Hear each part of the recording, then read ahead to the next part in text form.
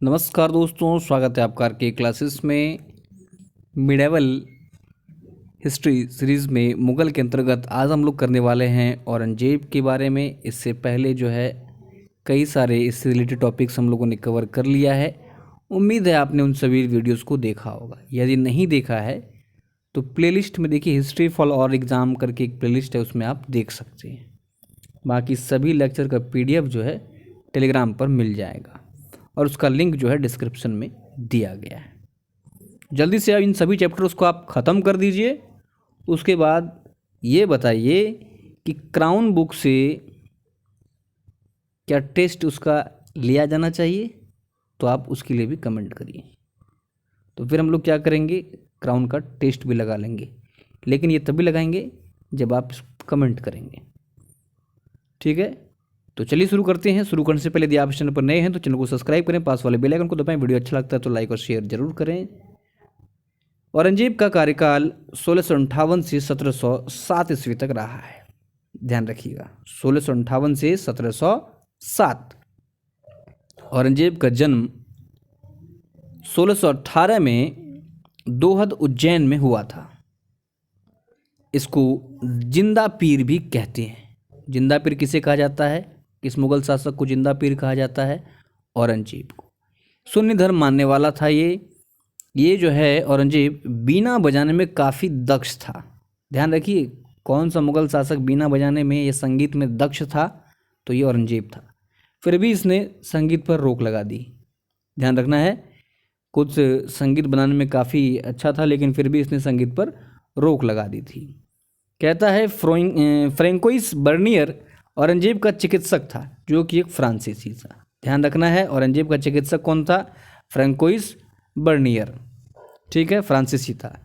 मुगल साम्राज्य में सबसे लंबे समय तक शासन करने वाला शासक औरंगजेब ही था। ये मिल गया इंपॉर्टेंट पॉइंट आपको। वैसे तो इंपॉर्टेंट सभी हैं, लेकिन ये ज़्यादा इंपॉर्टेंट है।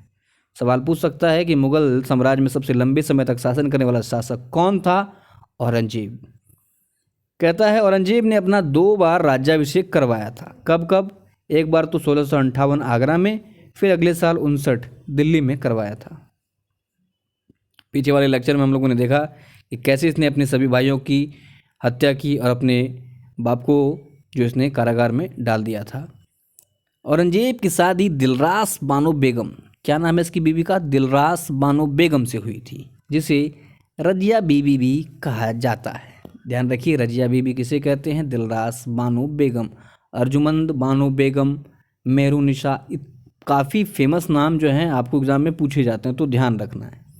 बात करें रजिया बीबी या बीबी का मकबरा औरंगाबाद महाराष्ट्र में, ये पूछा गया है। ध्यान रखिएगा, बीबी का मकबरा कहाँ पर है? औरंगाबाद महाराष्ट्र। यह मकबरा ताजमहल के नकल के रूप में बनवाया गया था, इसलिए बीबी के मकबरा को दूसरा ताजमहल कहा जाता है। इसके अलावा यह भी कहा जाता है कि ताजमहल जितना खूबसूरत है उतना ही यह बदसूरत भी है। बीबी का मकबरा कहाँ पर है? औरंगाबाद में। ताजमहल का नकल, द्वितीय ताजमहल भी इसको कई बार कह देते हैं। औरंगजेब ने सिक्कों पर कलमा छापने पर रोक लगा दी थी। ध्यान रखिएगा, इसका मानना था कि सिक्के लोग थैली में रखते हैं या वो नीचे गिरते हैं, तो ऐसी चीज़ों पर कलमा नहीं छापे जाएंगे। तो कलमा छापने पर औरंगजेब ने सिक्कों पर रोक लगा दी थी। इसके अलावा इसने तंबाकू, शराब, जुआ आदि पर भी रोक लगाई थी। 1662 में दास प्रथा को तथा 63 में सती प्रथा को प्रतिबंधित किया था। ये काम अकबर ने भी किया था। कहता है औरंगजेब ने तीर्थ यात्रा पर कर लगा दिया था, जो कि अकबर ने हटा दिया था। तो ध्यान रखना है, तीर्थ यात्रा पर कर किसने लगाया था? औरंगजेब ने। 1664 में शिवाजी ने सूरत को लूटा। ध्यान रखिए, शिवाजी ने सूरत को कब लूटा? 1664 में। सूरत लूटने के बाद औरंगजेब ने जय सिंह को शिवाजी पर आक्रमण करने हेतु भेजा और जय सिंह ने शिवाजी को संधि हेतु बाध्य किया, जिसके बाद शिवाजी और जय सिंह के बीच 1665 में पुरंदर की संधि हुई। लगा लीजिए स्टार, बहुत इंपॉर्टेंट है। पुरंदर की संधि कब हुई? 1665 में। किसके किसके बीच? शिवाजी और जय सिंह के। या तो आपको औरंगजेब भी दे सकता है, क्योंकि जयसिंह औरंगजेब का रिप्रेजेंटेटिव बन के ही गया था। कहता है औरंगजेब ने धोखे से शिवाजी को गिरफ्तार करके जयपुर भवन आगरा में रखा था। ध्यान रखिए, जयपुर भवन कहाँ पर है? आगरा वाला। ये सवाल पूछा गया है। लेकिन 2 साल बाद शिवाजी वहाँ से निकल गए, जिसके बाद उन्होंने 1670 में सूरत को पुनः लूटा। तो शिवाजी का जिगरा जो है एक अलग लेवल पर था। 64 में लूटा और इन्हें धोखे से गिरफ्तार किया गया, लेकिन ये यहाँ से निकल गए। फिर 70 में इन्होंने लूटा, है ना। आगे देखते हैं। कहता है कि औरंगजेब ने गुजरात के सोमनाथ मंदिर, काशी विश्वनाथ मंदिर वाराणसी एवं केशव राय मंदिर मथुरा को नष्ट करवा दिया और सभी हिंदू त्योहारों पर प्रतिबंध लगा दिया। काफ़ी क्रूर शासक था ये, ठीक है ना। जो इसने तीर्थ यात्रा पर करें लगा दी थी, मंदिरों को नष्ट किया, हिंदू त्योहारों पर प्रतिबंध लगा दिया। आगे कहता है कि 1675 में औरंगजेब ने सिख के 9वें गुरु, गुरु तेग बहादुर, देखिए एक गुरु हम लोगों ने जहांगीर में भी पढ़ा था, 5वां कौन सा पढ़ा था आप कमेंट करके बता दीजिए। तो जिसको कि जहांगीर ने मरवा दिया था, यहाँ बात हो रही है औरंगजेब ने सिखों के 9वें गुरु, गुरु तेग बहादुर की हत्या करवा दी थी। कहाँ पर? तो लाल किला के सामने। उनका कहता है कि एक शीशगंज गुरुद्वारा है, वहीं पर उनका जो है सर कलम कर दिया गया था। इस्लाम इनको स्वीकारने के लिए फोर्स किया जा रहा था औरंगजेब के द्वारा, चूँकि ये काफ़ी क्रूर तो था ही। तो ध्यान रखिएगा, सिखों के 9वें गुरु तेग बहादुर की हत्या किसने करवा दी थी? औरंगजेब ने। क्लियर है। सवाल पूछ सकता है कि शीशगंज गुरुद्वारा कहाँ पर है? तो लाल किला दिल्ली में है, ध्यान रखिए। औरंगजेब ने जजिया कर भी लगाया था। क्लियर है। इसने आलमगीर की उपाधि धारण की थी। किस मुगल शासक ने आलमगीर की उपाधि धारण की थी? औरंगजेब ने। क्लियर है। आगे कहता है कि 1681 में औरंगजेब के बेटे अकबर ने विद्रोह किया, जिसके बाद वह दक्षिण भारत चला गया, जहां उसकी सहायता शिवाजी के बेटे संभाजी ने की थी।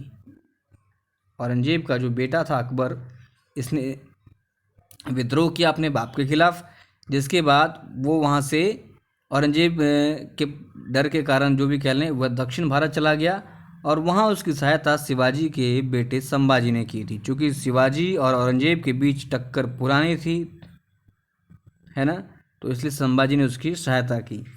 आगे कहता है कि 1682 में औरंगजेब ने दक्षिण भारत अभियान शुरू कर दिया, चूँकि उसका बेटा वहीं पर था।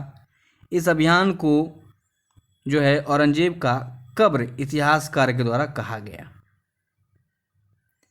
कहता है कि औरंगजेब ने गोलकुंडा और बीजापुर को जीत कर अपने प्रांत में मिला लिया था। इसके काल में सर्वाधिक हिंदू मंत्री हुआ करते थे। ध्यान रखिए, किसके काल में सर्वाधिक हिंदू मंत्री हुआ करते थे? औरंगजेब के काल में। लेकिन ये क्या था? तो इसलिए मंदिरों को नष्ट किया, है ना, और हिंदू त्योहारों पर रोक लगा दी, तीर्थ यात्रा कर स्टार्ट कर दिया। लेकिन फिर भी इसके काल में सर्वाधिक मंत्री जो हैं हिंदू ही थे। कहता है दक्षिण भारत अभियान के दौरान दिल्ली का प्रभार जो है अशद खान ने संभाला था। इंपॉर्टेंट है, एग्जाम में पूछा गया है, ध्यान रखिएगा। सवाल पूछा गया है कि दक्षिण भारत के दौरान दिल्ली का प्रभार किसने संभाला था? तो अशद खान ने संभाला था। जब ये दक्षिण भारत की तरफ बढ़ा तो इसने संभाजी पर आक्रमण कर उसकी हत्या कर दी और उनके पुत्र शाहू एवं उनकी पत्नी येशुबाई को गिरफ्तार कर लिया। ठीक है, चूँकि संभाजी ने इसके बेटे जो जिसका नाम अकबर था उसको संरक्षण दिया, शरण दिया था। इसी गुस्से में औरंगजेब ने क्या किया? संभाजी की हत्या कर दी और उनके पुत्र शाहू एवं पत्नी येशुबाई को गिरफ्तार कर लिया। अंततः कहता है कि 1707 में औरंगजेब की मृत्यु जो है ये अहमदनगर में हो गई। औरंगजेब को दौलताबाद में दफनाया गया। ध्यान रखिएगा, औरंगजेब को कहाँ दफनाया गया? दौलताबाद में। औरंगजेब की जीवनी को आलमगीरनामा कहते हैं। ये इंपॉर्टेंट है, जिसकी रचना काजिम सिराजी ने की थी। तो ध्यान रखिए, सवाल अगर हमसे पूछ ले कि आलमगीरनामा की रचना किसने की थी? काजिम सिराजी ने। क्लियर है। तो ये था औरंगजेब का जीवन काल, जिसमें कि हम लोगों ने पढ़ा कि ये काफ़ी क्रूर शासक था, संगीत में दक्ष था, वीणा अच्छा बजाता था, लेकिन फिर भी संगीत पर इसने रोक लगा दी थी। इसे जिंदा पीर कहा जाता है। इसने जो है हिंदू त्योहारों पर रोक लगा दी, मज़ार पर जाने पर रोक लगा दी, मंदिरों को ध्वस्त किया, लेकिन सर्वाधिक हिंदू मंत्री अब इसी के काल में रहे। सबसे ज़्यादा लंबे समय तक इसने शासन किया, आलमगीर की उपाधि धारण की। शिवाजी से इसका टक्कर काफ़ी चला, जिसमें कि पुरंदर की संधि ध्यान में रखना है हमें, 1665। जय सिंह शिवाजी, सूरत की जो लूट हुई थी 1664, फिर से दोबारा 1670 में। तो ये सारे इंपॉर्टेंट फैक्ट्स याद रखना है। इसकी बीवी दिलरास बानो बेगम, बीबी का मकबरा, औरंगाबाद महाराष्ट्र, ये इंपॉर्टेंट फैक्ट्स हमें ध्यान में रखने हैं। उम्मीद है आपको ये समझ में आया होगा। वीडियो अच्छा लगा तो लाइक और शेयर जरूर करें। मिलते हैं जल्द ही अगले लेक्चर में, तब तक के लिए जय हिंद।